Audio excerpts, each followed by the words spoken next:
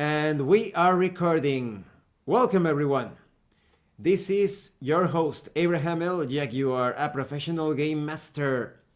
Before we get started, and of course, I am joined by Yukiro Fate, the VTuber. Hi. This this channel is proudly sponsored by the following publishers: Magi Knights Awakening, the Super Sentai and Magical Girl inspired tabletop RPG, where you confront mythos like horrors. The core rulebook in its digital form is available at a 20% discount because they are celebrating the release of An Echo from the Stars. This is the start of an entire saga. You get to explore the mysteries of Frost Peak Academy, but also rumors in the streets about hauntings and a debilitating illness. Then we have Dead Tree Studios, the publishers and developers of Dames of Asstoria, a tabletop role-playing game where you play as monster girls experiencing high adventure in a world that doesn't fully accept them. They have also released the Pay What You Want tabletop RPG Daughters of Lamb, where you get to play as cybernetic nuns with guns, looking for the missing pieces of their AI god. Next we have the Red Room Publishing. Please check out their store for exclusive tabletop RPG products and check out their Savage Swords role-playing game, a sword and sorcery game that has received a makeover. All of the AI assets have been replaced with handcrafted art and layout. All of the links to these amazing publishers will be in the description and in the pinned comment as well. So yes, today Yukiro and I, we are continuing the machine gods of the Noxian Expanse. Now, Yukiro, what are your thoughts on your experience so far with cooperative tabletop RPGs without a game master? It's definitely different. I like it, even though it's a little bit more, you have to actually look to see what you have to do rather than relying on your DM. But it's definitely entertaining, especially when you have a character that just says fuck this and just runs into danger head first. I've never had a character do that before, so this is definitely a challenge. And would you say that you actually experience some sort of surprise that is because some people usually avoid like cooperative or solo games because they feel like they are writing a book, but I tell them the difference is that when you are writing the book, you are coming up with everything. You are not surprised by Yeah. anything. That is you. You are the master of the entire narrative. But Oh, with I solo, wouldn't quite say that just because I surprise myself with my mm, stories. mm-hmm. Sometimes characters do take a mind of their own. You can have an idea of what you want to do, and then they just take over. Maybe that's just Mm. me though. I know Yes, what you're getting at because for those of you that do not know, Yukiro is a professional author, so she can make that comparison quite well. What would you say is the difference between surprising yourself when you are writing a book and when you are playing this game? though. I would say the difference is all the surprises that I can make up are always different to the ones that other people have, because obviously everybody has different experiences. So when you're writing a book or coming up with your own world, even if you aren't writing a book, you're always going to put your experiences and your knowledge into that book. So no human will know everything 100% of the time.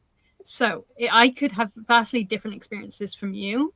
So you could come up with a plot or a story or a world build completely different to what I would ever conceive. So it's nice to have, different stories and stuff. Mm-hmm. But how you say when it comes to solo or cooperative gaming, is there something that makes you think, oh, this is very different from writing a book?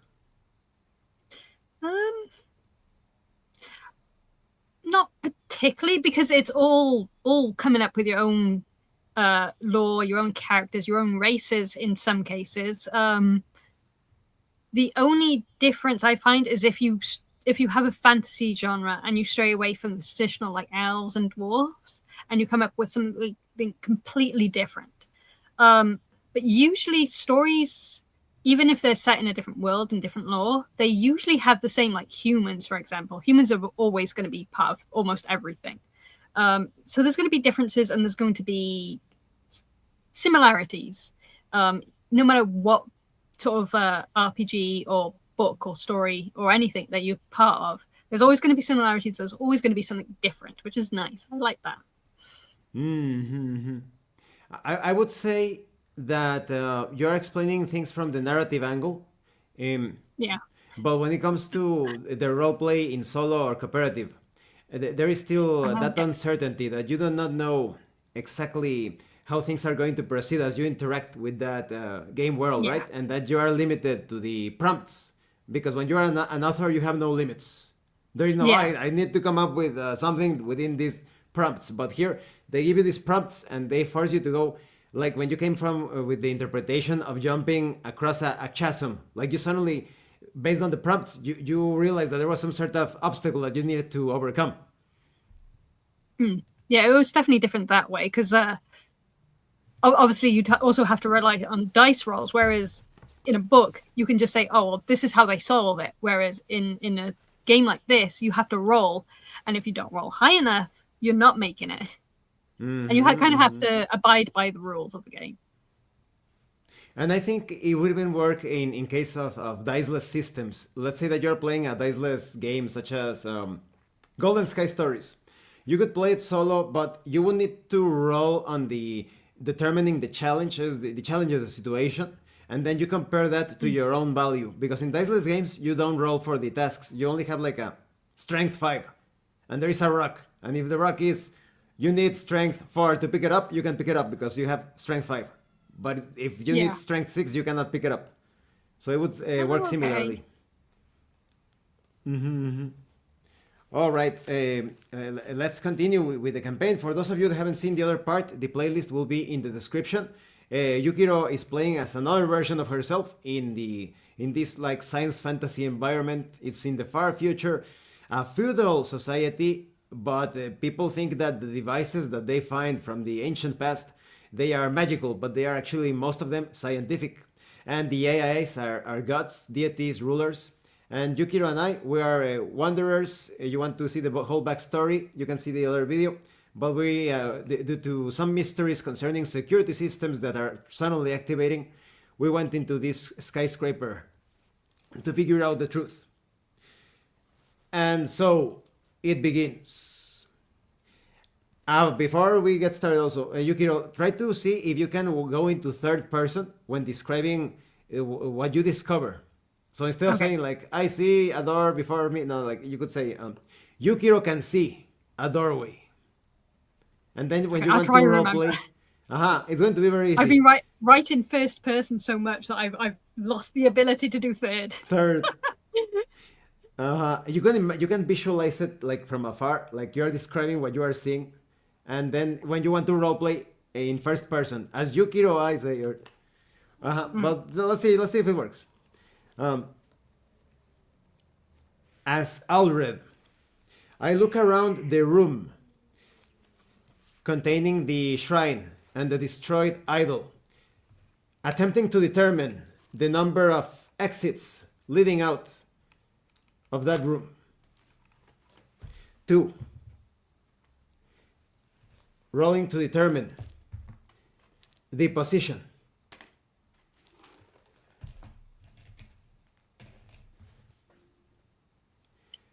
I turn to look at Yukiro and speak.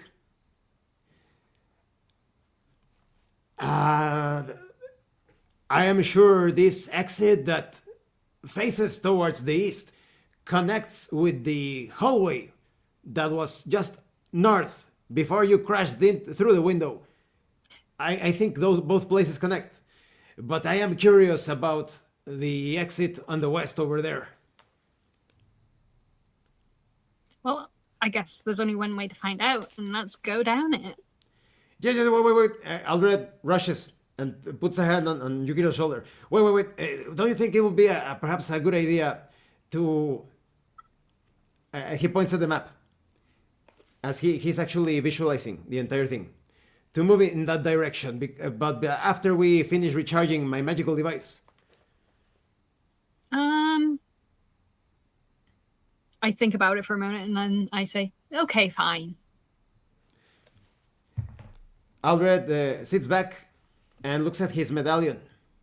A small indicator of the power, similar to the ancient communications communication devices from many years back begins to fill up. Aldred speaks. Let's just hope we are okay in this part of the wasteland. Rolling to determine wasteland event.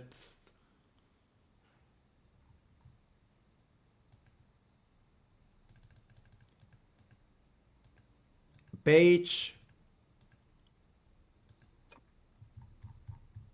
64.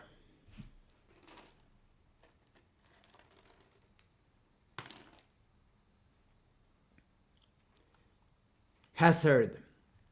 Rolling on the hazard. Same page.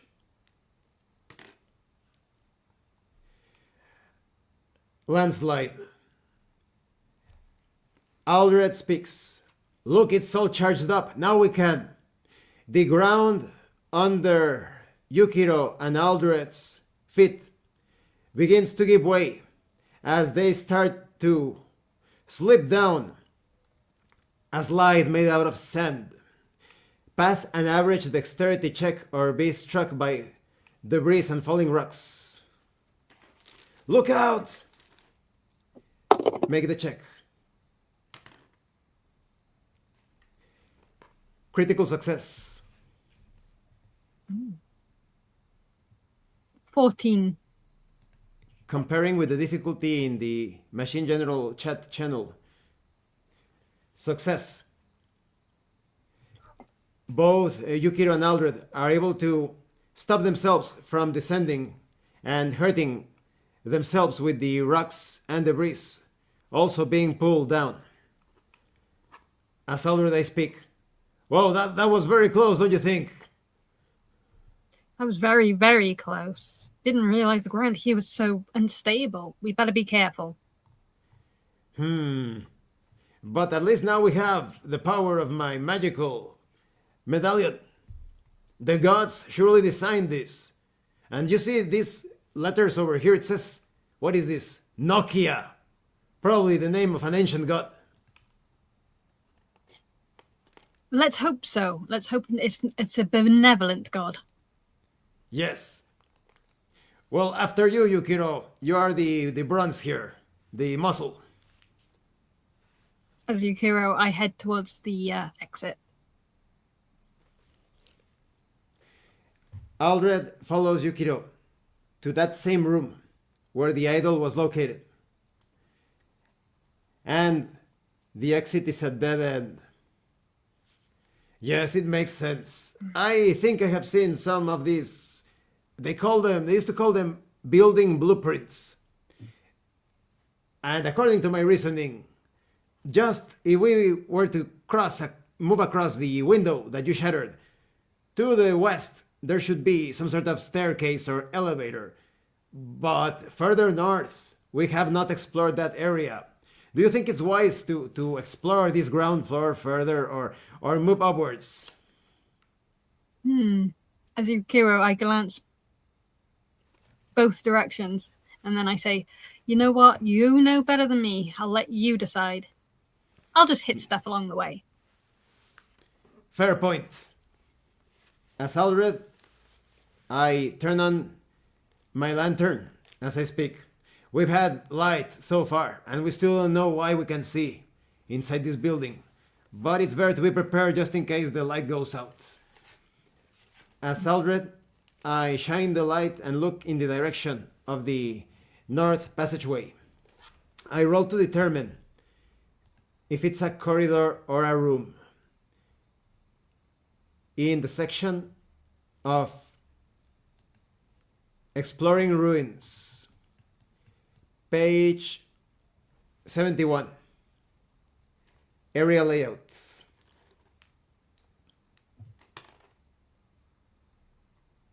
Room. Rolling to determine the size of the room.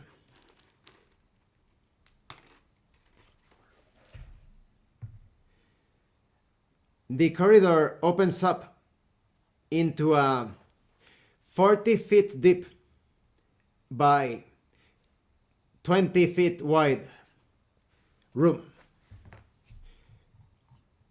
I roll to determine the room contents.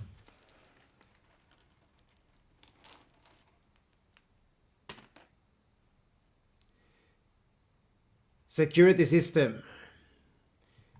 I roll on the security system table.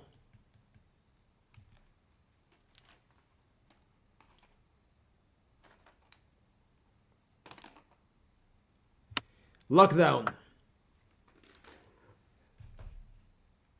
All of the doors shut closed.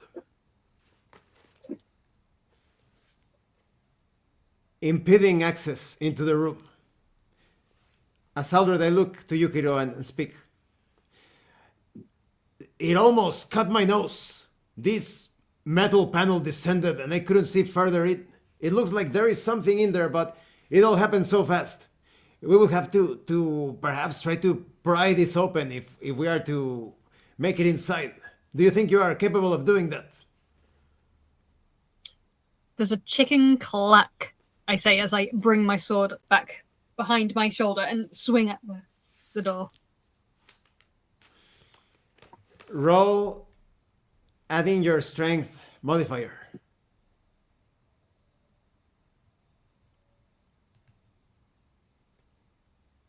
$16. Comparing with the difficulty table on the machine general chat, the door is split in half by the mighty blow. As Aldred, I exclaim, are you sure you're not part robot? Last I checked, I say. I roll to determine further features inside the room.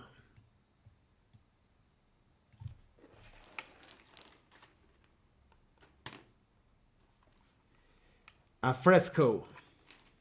I roll to determine other exits. Aldred can see that there are 2 more exits, but they have collapsed completely. Some of the one of the exits in the north section, there has a panel with arrows pointing up and down. As Aldred, I speak. I remember once, as I take a few steps inside, they used to say that the gods of old developed rooms that would take you up and down a building. This was surely it at one time. But this fresco, it is very puzzling. The image is bizarre, just like the other one. I roll to determine the details of the fresco. Page 73. The 100 roll.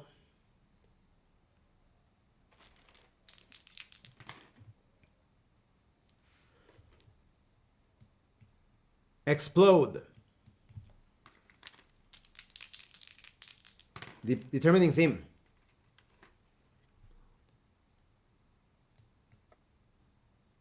Other plane.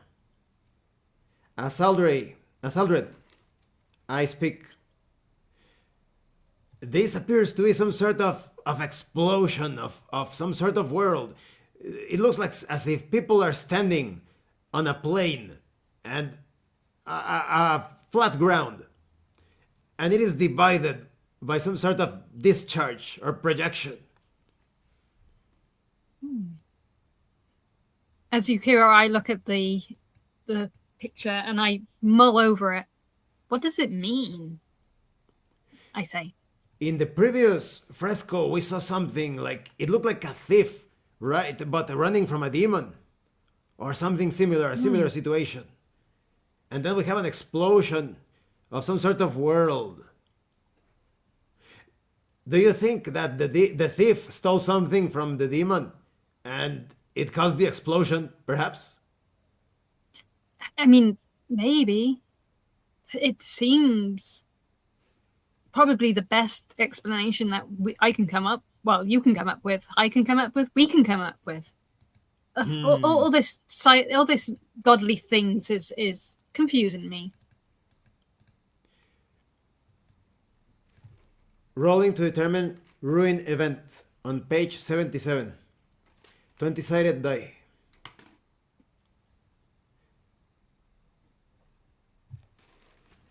The walls begin to shift. Look out, it's moving! Rolling to determine the swapping of places.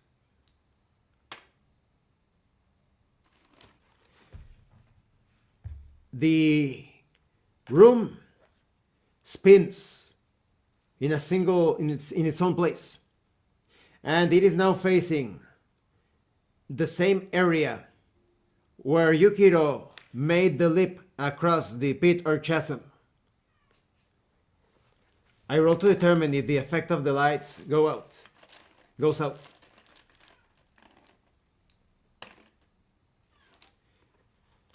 The lights remain. As Aldred I speak. That was incredible. It looks as if the entire room spinned on its own axis. But now we need to move through a room with a chasm. Have you been here before?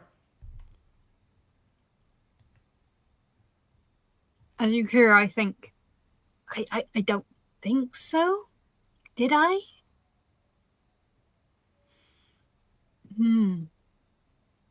Well, if you why don't you look around to see? As Yukiro, I start looking around to see if there's anything familiar about this place. The room is the same room that Yukiro used to jump from one side to the other. It is indeed the same room. Yes, I remember, I say as I point to the place where I jumped. Yeah, I've been here. I jumped over that. I'm not sure I can make that jump. Surely you can repeat that. But do we have rope? Ah, yes, of course I have rope. How about you make the jump and I tie this rope to your waist, and that way I can try the jump, and if I fall you can pull me up. That sounds like a plan, I say. And without a second thought, I take a run and pause. Oh yeah, I need the rope. Yes, I was just going to say. As Aldred I approach Yukiro and tie it around her waist. Now don't make the jump yet. I'm going to support myself with this archway, so that in case that you do not make the jump, I can pull you. As I'm waiting, my feet are sort of like dancing on the floor in anticipation. Okay, I am ready. Try your best. I take one step back, bend down slightly, and then run and jump. Roll adding your strength modifier. 12. Look out! Yukiro is not able to make the jump safely across. As Aldred, I roll with advantage. 2 20-sided die.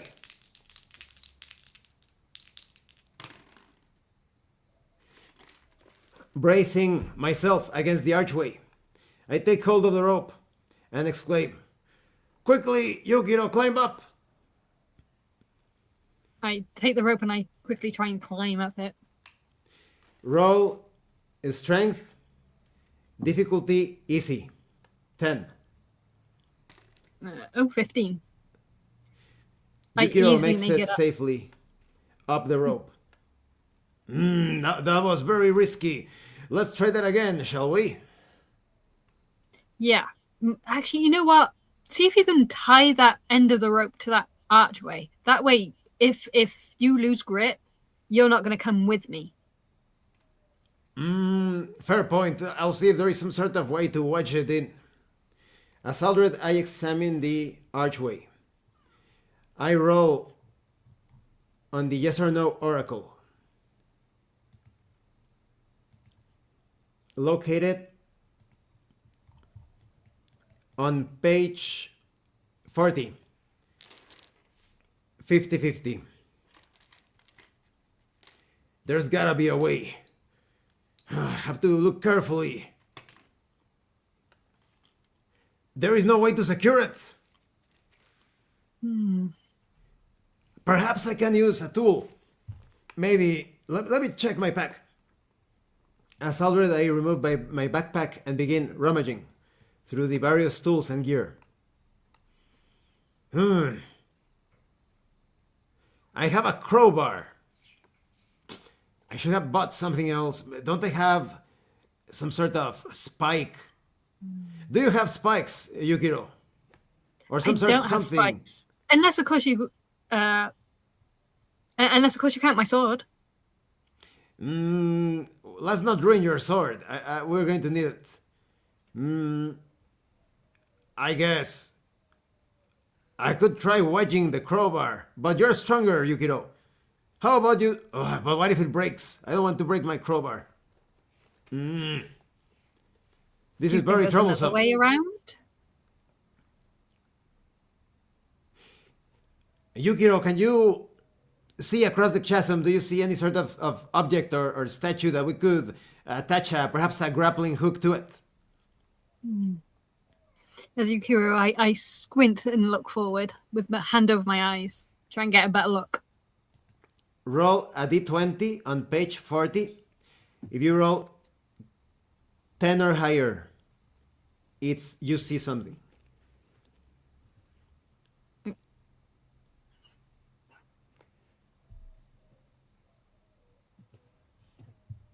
D20 on page 40 of the core rulebook. Oh, I see, the yes or no oracle thing. Yes or no? 10 or higher.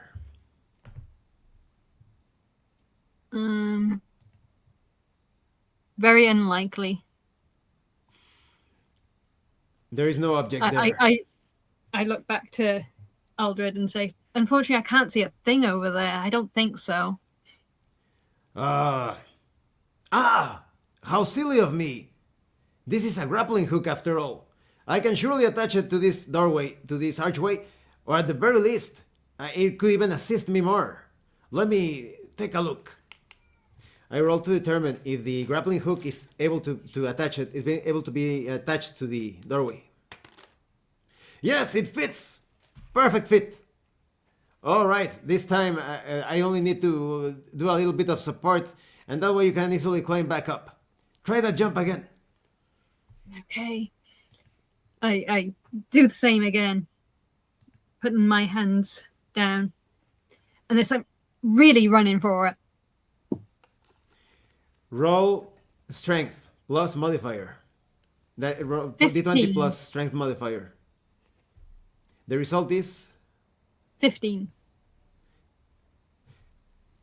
Yukiro makes it across. That was very good, Yukiro. Now I'm going to secure myself with the rope, and I'm going to jump, and if I fall, you just need to pull me up. Alright? Okay. Get ready, steady yourself as best as possible. I dig my heels into the ground as much as I can and brace myself. As Aldred, I move back several meters, run, and jump. Making it across, barely. I didn't think I had it in me. Well, we are now on the other side. Well done, Aldred. You did it. Let's go. We should go towards the west, the area previously unexplored, because as I have said, I have seen some of these mysterious blueprints, and according to my reasoning, there should be some sort of steps leading us further up into the structure. After me, then, I say, and start walking that way. As Aldred, I follow. I roll to determine the number of floors that can be seen as the progress is made, and as Aldred, I look out the window. It looks like there are at least 2 floors above us. Part of the skyscraper seems to be too ruined for us to make progress. Well, that's okay. We've managed to find quite a lot here already. Not in terms of, stuff, but we've learned some stuff. I just hope that this place is not some sort of vault to keep some demon trapped. And if such being exists, the part about a world being destroyed, it doesn't sound too enticing. Well, there is that. But on the bright side, we're having fun. Maybe you are. I still need to. I have a brother to rescue. I roll to determine if there is light in the floor above. There is still illumination. Moving to the page 71, mapping ruins section. And roll on the area layout table with a d10 to determine if it's a corridor or a room.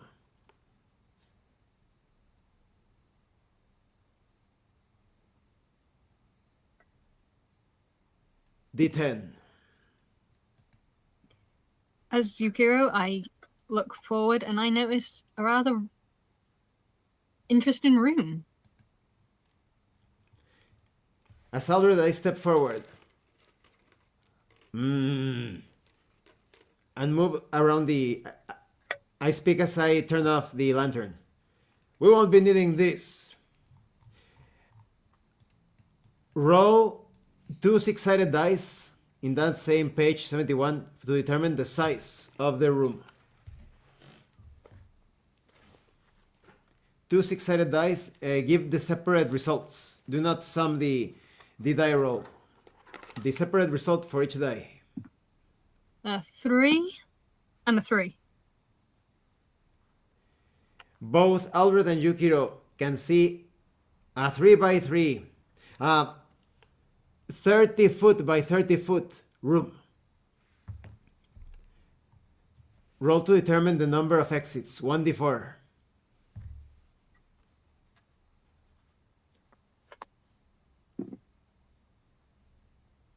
As Yukiro, I point to 4 exits. Aldred, as Aldred I speak, I mention. So we have the west exit that we have used following these stone steps. But there's also one on each wall, north, east, south. This must be what in the legends before the Great Cataclysm, they used to refer to this as some sort of office, I believe. Office? That sounds bizarre, but okay. Wonder what they used it for. I think offices were some sort of place of worship. They had people known as a boss or a supervisor, and they were like gods, and if you did not obey the will of such individuals, it would be very bad for you. I don't like bosses then. Let's try not to wake any up. They were probably sorcerers. Who knows?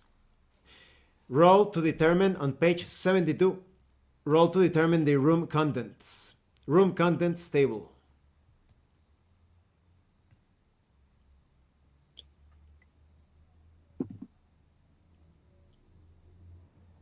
Oh, security system. Roll on the security systems table on page 75. D10.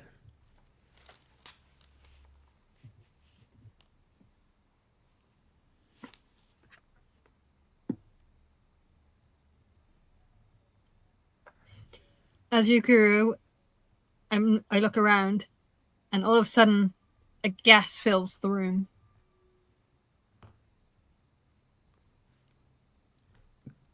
Quickly, cover your mouth!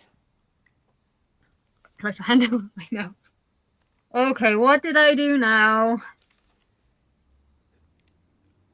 Whatever you do, it doesn't seem... It seems to be some sort of what the alchemists call a combustible gas. Is it correct? To be honest, I don't think I want to find out. Then let's not use anything related to fire. It's a good thing you put out that torch then. Yes, I had already turned off my lantern. Don't worry about it. Roll to determine the room detail on Verb, page 73, a D100.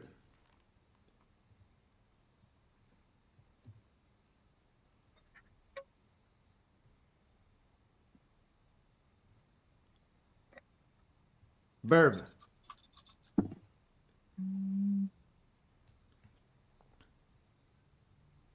Scavenge. Scavenge. Roll to determine theme in the next page, page 74. To combine scavenge with another D100.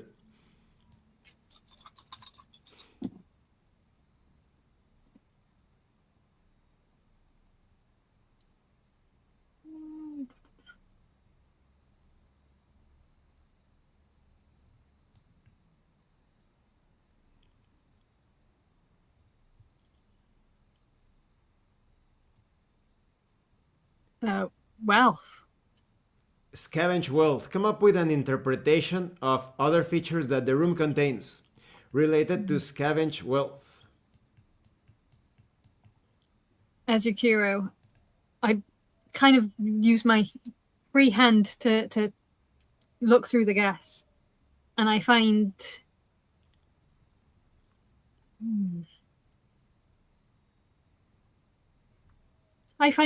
a little what are they called? Brain's gone. Yukiro, what? It's a little. What do you? It's a little box, and it's locked, but there's something heavy in there, and I move back over to Aldred and give it to him. What does it contain? But as Aldred, I take the box and try to spin it around, having a lot of difficulty carrying it. It weighs so much, but maybe there is a way to open it. As Aldred, I touch all of the surfaces of the box, looking for some sort of indentation or mechanism to open it. I roll on the yes or no oracle.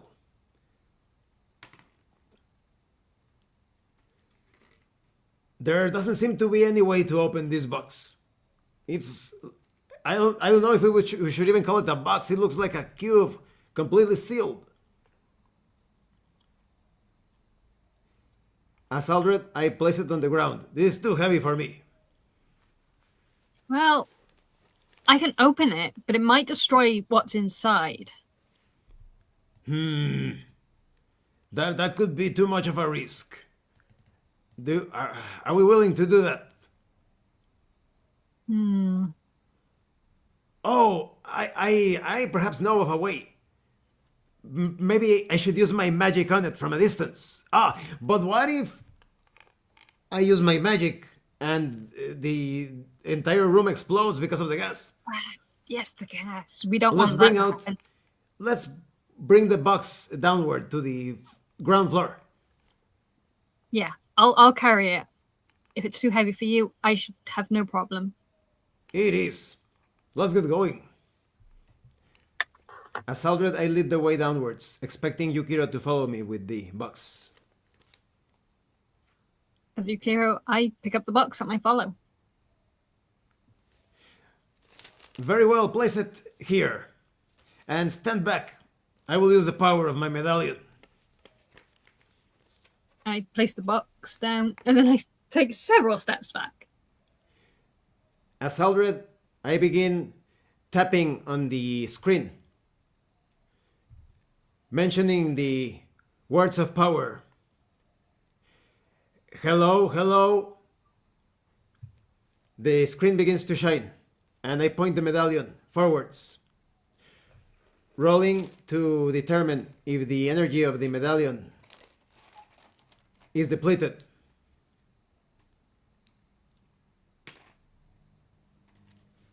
The medallion keeps on shining with enough charge.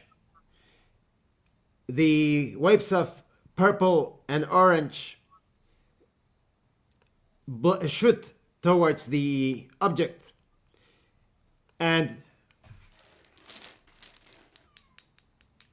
engulf it completely, rolling to determine if it opens. And the object remains without any sort of effect. Well, that didn't work. Yukiro, why don't you use your brute strength to open it? I guess I'll have to. Whoever made this surely made it so strong, so whatever's inside must be really valuable. And if you manage to open it, maybe it has some sort of anti-magical properties, because my spells usually do not fail like this. Well, I crack my fingers. And then...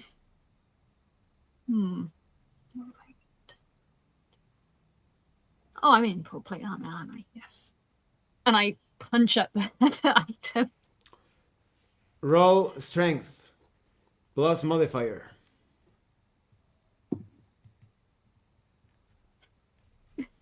Nat 20. The cube breaks apart. I roll using the yes or no oracle to determine if something harmful is inside. Nothing harmful. Move towards the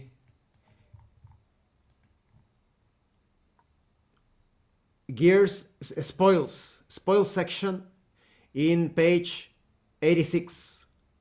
Roll a d20 using the table on page 86 to determine the contents.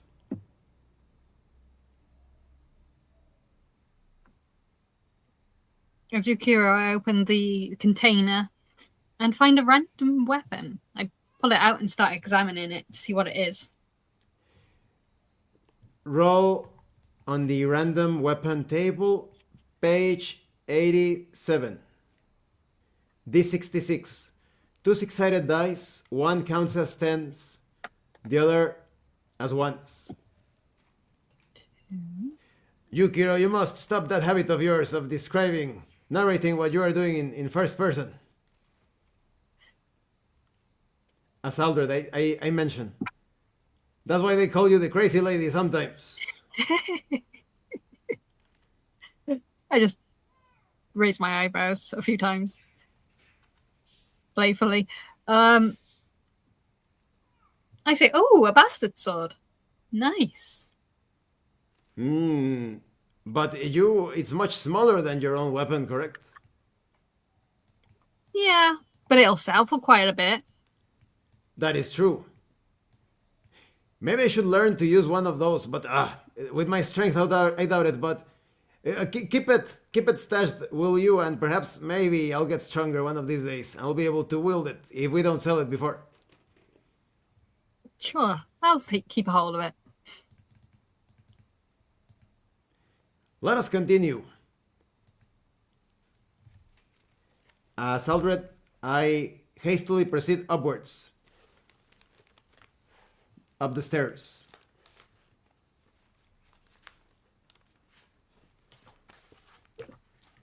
Yukiro, are you coming? Oh, yes, I say, as I put the sword away after admiring it and follow. So we have 3 ways to proceed. North, east, or south. I think it's wiser to look into each of the corridors. As Aldred, or rooms, perhaps. As Aldred, I approach the north exit and take a look. I roll to determine in the Exploring Ruins page 71 table the area layout.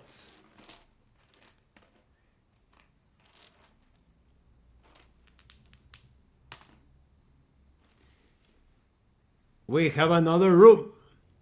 As Aldred, I exclaim. I roll to determine the size. 2 six-sided dice.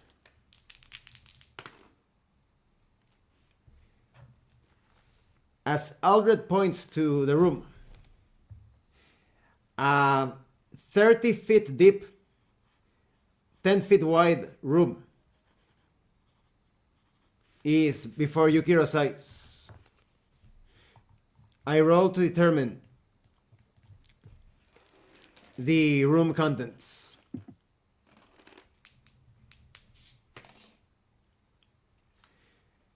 As Aldred, I exclaim, "Look, it is absolutely empty! Except..." As Aldred, I look around the newly revealed room standing at the archway. I roll to determine the number of exits. 3 more exits are revealed. And there are more doors. Look, in the north, the east, the west. These are... I roll to determine if the exits are locked or closed, using the yes or no oracle. All of them are open, wooden doors. But this room is completely empty.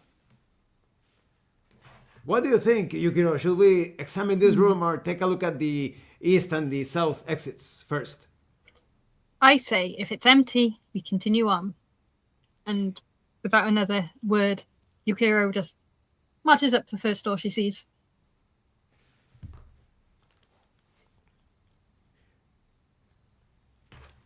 Roll a single die. Odds, you move into the west.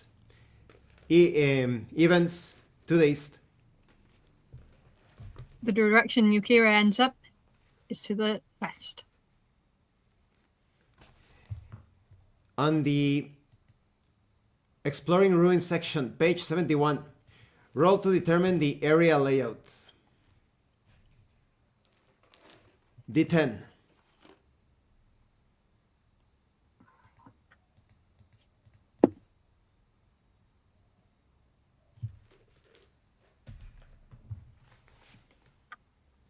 I look, as Yukiro, I look back. Got another room. As Yukiro speaks that, there is a sound heard. In page 77, roll a d20 on Ruin Event.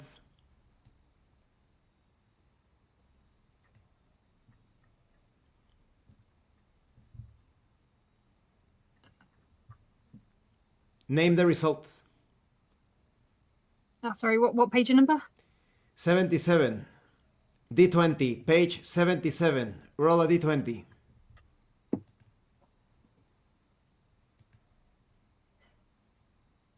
As Yukiro, I look back again and with a rather confused look.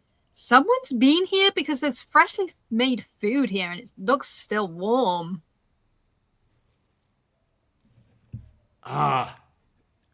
Well, we already ate. And I don't trust strange food in mysterious places. Maybe we should let it be. Roll 1d4 to determine other exits from the room.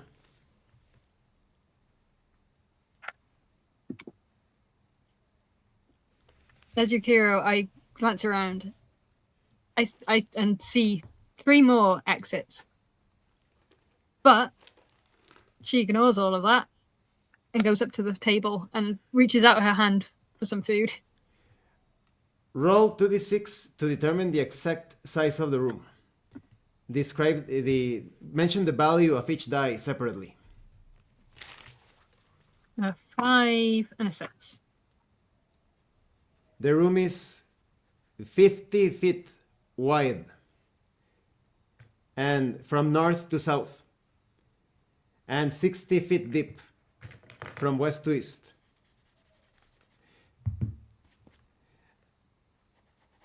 Yukiro, wait! We don't know exactly. As Aldred, I rush forward and try to stop Yukiro by holding her shoulders back before she takes a bite. I roll dexterity modifier with average difficulty. Failing to do so, Aldred is not fast enough. Roll on the yes or no oracle, page 40. Make a single d20 roll and determine how likely it is that the food is poisonous. 50-50. 10 or higher, it's poisonous. 11 or higher. 11 or higher. Is not poisonous at all, I say. Yukiro says as she munches happily on some form of meat. But you don't even know what sort of creature is that meat. Well, I'll trust your stomach on this one, but I'm not really hungry. More for me.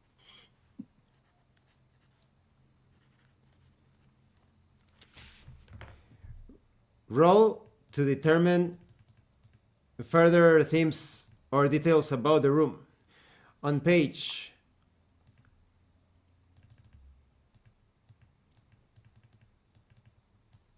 73. Verb. D100 to determine the verb.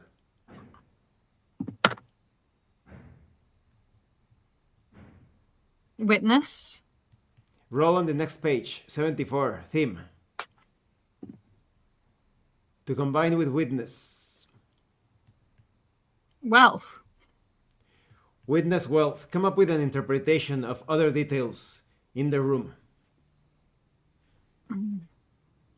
As Yukiro munches on the weird meat, that we shall not mention what it is, she noticed several trinkets around the room.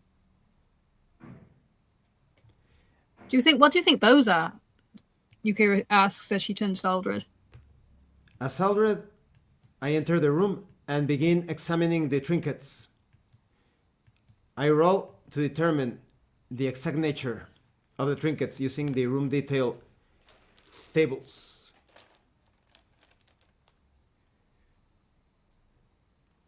Sometimes I wish the ancients had left some sort of book or record explaining their ways, their culture, their lifestyle. But either that was erased somehow, or it was kept hidden from us. Maybe it's not just the cataclysm. Maybe there are beings that do not want us to know. Maybe that has something to do with demons. Hopefully not. I roll banish.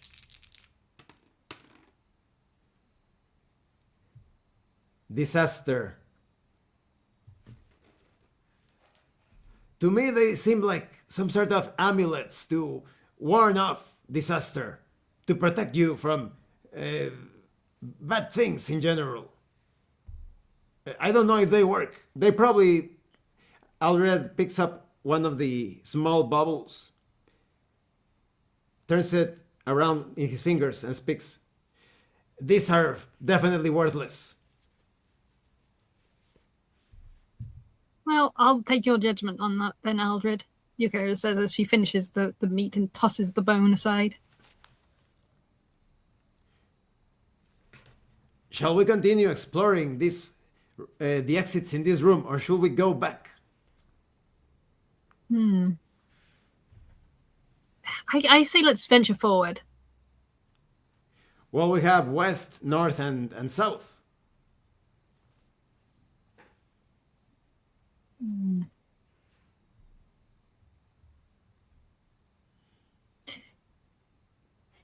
As Yukiro, I ponder for a minute before looking at Aldred and say, you know what? I'll let you decide this one. As Aldred, I pace towards the west exit and the south exit and nod. Yes, this will not allow us to go further into the complex. Just look at it. It's actually... There was something here, but it is long gone. Now it's just a hole, exposing a pretty nasty drop down there. It makes sense. This structure known as the skyscraper usually went up having the same structure as the floors ascended into the sky. But the north looks promising. Yukiro, after you, I'll prepare my amulet just in case. Lead the way. As Yukiro, I happily walk towards the north. I roll to determine the layout using the area layout table, D10 on page 71.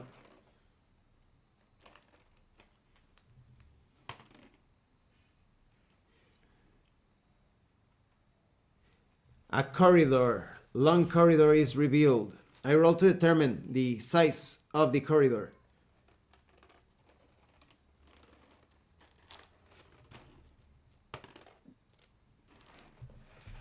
In front of Yukiro, a 30 feet deep corridor is revealed. It is 10 feet wide.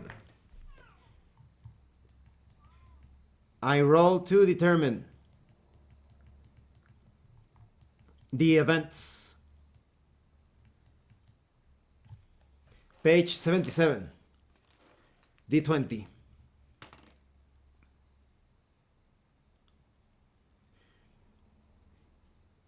As Yukiro continues to see into the corridor, she notices that on the side of the walls, on the ceiling and the floor, various gears are constantly moving, and pipes and pistons constantly continue their sounds. The machine is still working, but they all look harmless. I roll to determine the number of exits. A single exit on the east is in the middle of the room. As Aldred, I look over the shoulder of Yukiro and I exclaim, how fascinating! Look, all of those devices or machines are still working despite things being abandoned. As Yukiro, I scratch my head, look back to where we came, to where the food was, and then turn to Aldred and say, I really think we're not the only ones here. Or whoever was here hasn't long left. And yes, I wonder if they went outside of the structure for a while or if they are still inside. I don't know. But I hope they're friendly. They could be other explorers like us. Let's keep that enthusiasm just in case. Yes. We should proceed towards the east. Lead the way again, Yukiro. I'll watch your back. I'm sure you will, Aldred. I'm sure you will. And I continue walking forward towards the exit. Yukiro looks through the east exit. I roll to determine in the Exploring Ruins, page 71, table, area layout.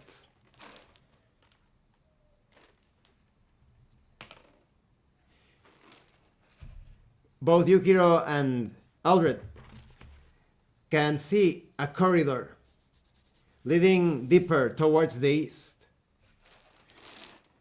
I roll to determine the exits.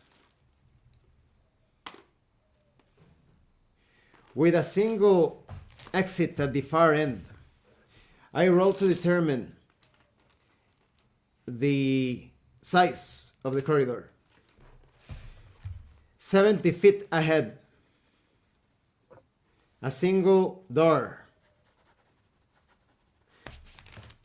I roll to determine if the door is open or not. The wooden door is closed. I roll to determine event on page 77, D20.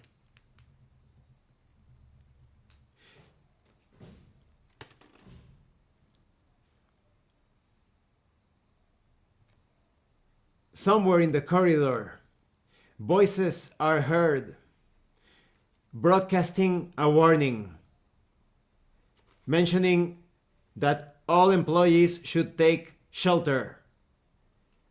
And the voice is cut off.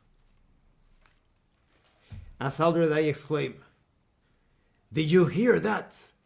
Are there spirits in this room?" Either that or that's the people we were looking for. But I don't see anyone. There are talks of the ancients using some sort of magical device to put their voices inside of it, and then it would be able to reproduce their voices. It could also be that. Voices or spirits, because I'm starting to think it might be the first thing you said, and I don't like it. But then again, spirits do not eat, and we saw the food that was laid on the table. That's true. This place is so confusing to me. But I guess that's what happens when you look at all the old god stuff and magic and things. As a warrior, I'll leave it all to you. I'll leave the thinking to you. I'll try to make sense. I'll try to make sense of things. But if we were to, based on the map that I am making, it looks like we only have 2 more rooms to explore. Let's continue forward. After you, of course. As Yukiro, I walk up to the door and test to see if it's open, locked or unlocked. Roll a d20. 11, it is unlocked. 11 or more. There's a little click and the door opens. Roll on the Exploring Ruins, page 71 table. Roll on the area layout, 1d10, to determine what is on the other side of the door.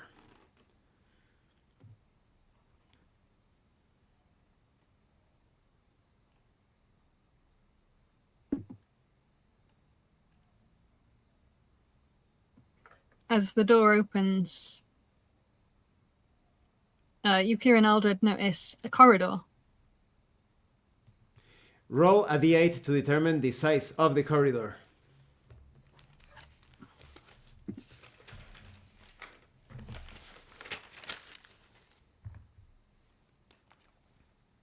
Mention the value. Peering down the corridor. Oh, okay, 7. 70 feet. Continue with the narration. As Yukiro looks down the corridor,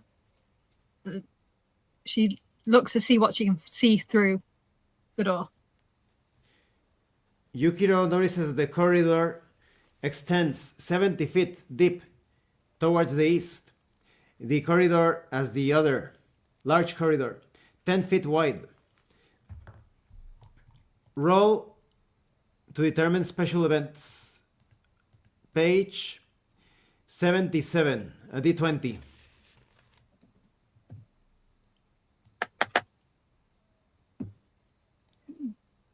Come up with the interpretation of the result, describing it, third person.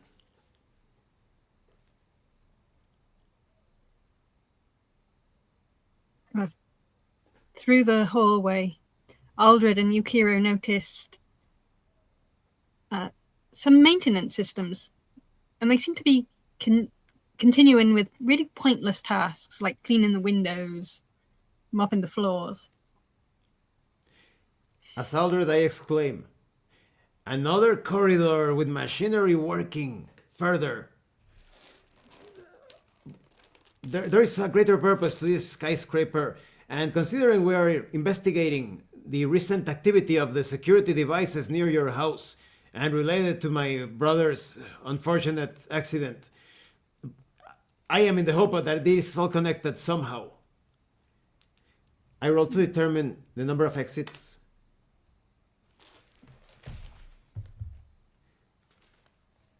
A single exit on the south. The corridor reaches a dead end, but there is in the middle of the corridor an exit leading towards the south.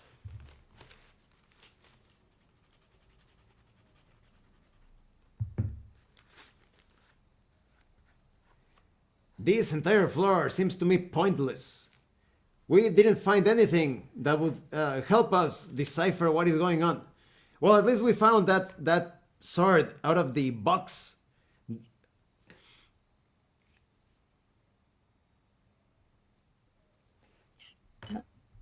As Yukiro, I nod and say, yeah, maybe the people who was here before has already left.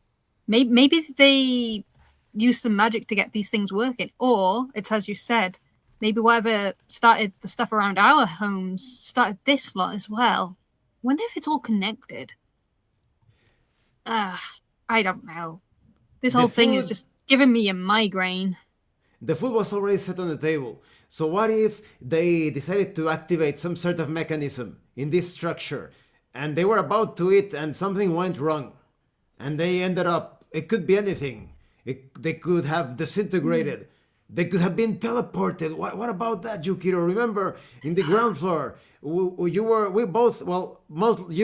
teleported twice. So could it be that this entire skyscraper is some sort of structure with teleportation panels or experiments?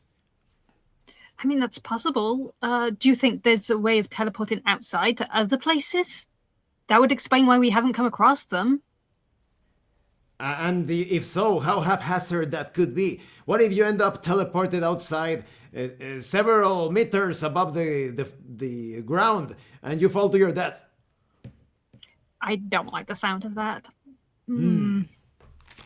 Well, according to the layout, this exit on the south, it should contain the steps leading upwards. And I just saw through the window, there's only one more floor to explore. The rest of the structure is ruined. Well, do you want to look on the last floor? I mean, we're here now. We may as well. It would be a waste to do otherwise. Lead the way. As Yukiro, I bring out my sword just in case. I don't think we'll find any trouble, but just in case, I say before going forward. As Aldred, I nod, keeping my hand on the amulet on my neck, hanging from my neck, and follow Yukiro. And the session is over. I think this is a good moment to end it. Agreed. Yes, because I'm going to be very busy later on with some things, but it is very different from the previous session. In the previous session, there were so many effects, the teleportation, the pit or the trap, the monsters that we had to fight, and one of them you had to solo. But this was more like based on figuring out the purpose of the ruin, don't you think? Yeah, it's a nice difference, though. Mm-hmm. Like, it gives you a chance to just, like, take in the world a little bit more. Even if it's really confusing, especially for a certain warrior lady. I think that what we find on the next floor is going to give us like the final piece of the puzzle as to what is going on here. Hopefully. Because or confuse me more. We have like this skyscraper with offices and corridors, and one of the offices, it has like fresco or mural. Like you have to wonder, right? When was that painted? Was that always there, or did some inhabitants hundreds of years later place that? And like it makes you wonder as to how all things connect. Agreed. And also I'm curious because, like I said, we have seen the mural with like some sort of person, like a thief-like person running away from a demon, and then we have the images of a world being shattered or destroyed. So let's see if there is another fresco. If there is another fresco in the third floor, maybe that will be like the final piece of the entire puzzle. Final piece to the puzzle. Yeah. Mm-hmm. Oh. It'll be fun finding out. I also like it that, for example, at the start, suddenly you started to fall back into the monologue, like, as Yukiro, I can see this and that. But later on, you went into third person very comfortably, and you noticed a change. Like, for me, it was, I felt immediately like the pull, because when you are like talking like, I am seeing this now and down, the other player feels excluded. Like but when you go into third person and Yukiro and Aldred, like now I feel like I'm included in the fiction, in the fantasy, and it's easier for me to be pulled into the game world. Yeah, yeah. I am trying. But you're going to come out of this experience, Yukiro, with all the tools to be a game master for anyone. I wouldn't go that far yet. I don't quite have that confidence.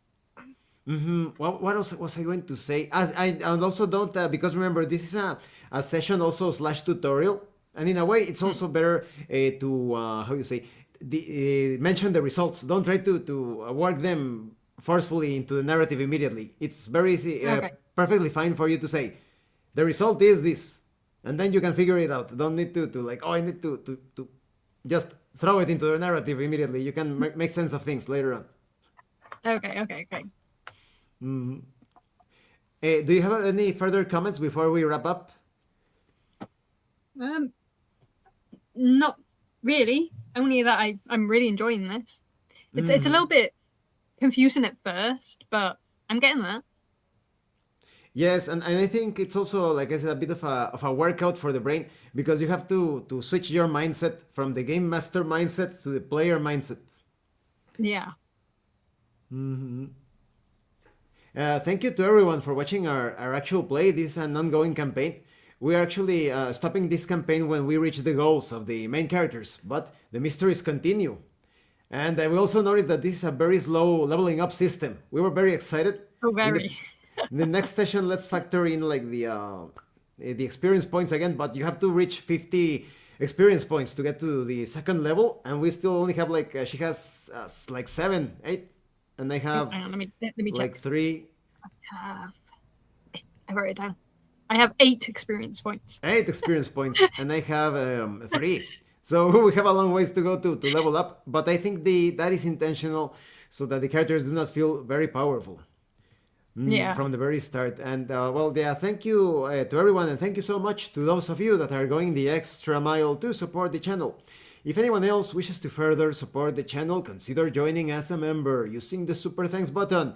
Like, subscribe, take a look at the information in the description and in the pinned comment.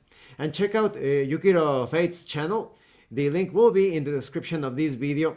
We are playing this Sunday a very unusual tabletop RPG experience. We're going to be playing what's the name? Picaresque Roman. Picaresque yeah. Roman. And it's a competitive storytelling tabletop RPG. It's going to be very fun. Let's see if Yukiro becomes the master of the city in the crime world. Master of the crime. Or if I get stabbed in the back. We never know. This Sunday, remember everybody. And remember everybody, this is your host Abraham L. Jaguar. Roleplay solves everything. Once again, thank you everybody. I'm stopping the recording in 10 seconds.